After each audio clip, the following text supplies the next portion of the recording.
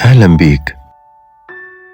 في البداية بنتولد ملايكة وقلوبنا منورة وعلى تواصل مباشر بالمصدر.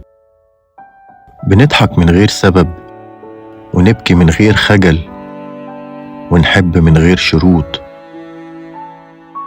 احنا اتولدنا ما نعرفش الخوف ولا بنحس بالذنب ولا نعرف نكون أي حاجة غير حقيقتنا، ودي اسمها الفطرة اللي هي نفسنا الحقيقية. وبعدين تبدأ تفتح عينك على الدنيا وتتعرف على أهلك والمجتمع والمدرسة، ومن هنا بتبدأ تسمع عيب، ما تعملش كده، الناس هتقول ايه، خليك زي أخوك، الرجالة ما تعيطش، لازم تسمع الكلام عشان تتحب. فبتتعلم حاجات خطيرة جدا، إن الحب مرتبط بالأداء، وإن الأمان مرتبط بالطاعة، ومن هنا تبدأ الأنا تتكون.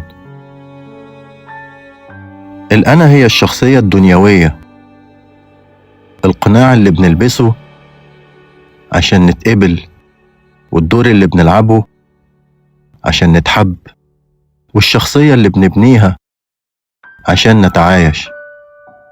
ومع الوقت بنبدأ نخبي حزننا ونكتم غضبنا ونمثل إن احنا أقوياء واحنا من جوه تعبانين. وهنا بتبدأ عملية الفصل عن النفس الحقيقية بهدوء ومن غير ما نحس. ومع السنين يتحول الخوف لمحرك أساسي، فنبدأ نخاف نترفض ونخاف نغلط ونخاف نخسر، ونبدأ نحس بالذنب ونحس إننا مش كفاية، ونبدأ نحس بالعار ونبدأ نكذب، مش على الناس بس، على نفسنا كمان. ويبدأ التحكم عشان نحس بالأمان، ونبدأ ننافق عشان نرضي الكل.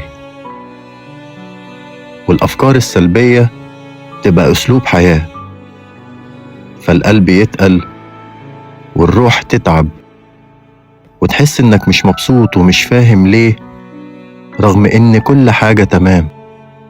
وده وقت المعاناة الحقيقي، مش لأن الحياة وحشة، لكن لأننا بعاد عن نفسنا. وبعد سنين تبدأ تحس بألم كبير، وتحس إنك بتخسر نفسك وتحس بالإرهاق، وتبدأ تسأل هو أنا ليه حاسس كده؟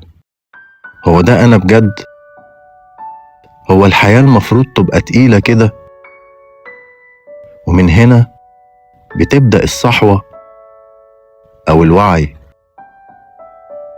بنبدأ نلاحظ بدل ما نعيش تلقائي، نلاحظ الخوف، نلاحظ ردود الأفعال، نلاحظ الأنا وهي بتحاول تكون هويتنا. وبعد شوية نكتشف الحقيقة المذهلة، إن إحنا ما عندناش مشكلة، إحنا بس متبرمجين، وكل اللي عشناه كانت نتيجة عدم الفهم والوعي للي بيحصل، لكن عمره ما كان فشل.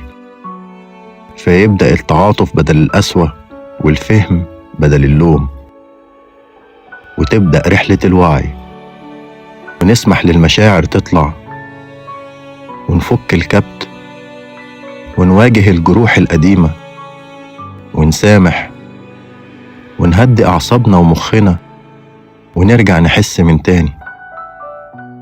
وبعد شوية وقت القناع هيقع، والقلب هيلين، والروح هتتنفس، ونرجع نضحك من غير سبب تاني، ونحب من غير خوف، ونرجع لنفسنا اللي بعدنا عنها.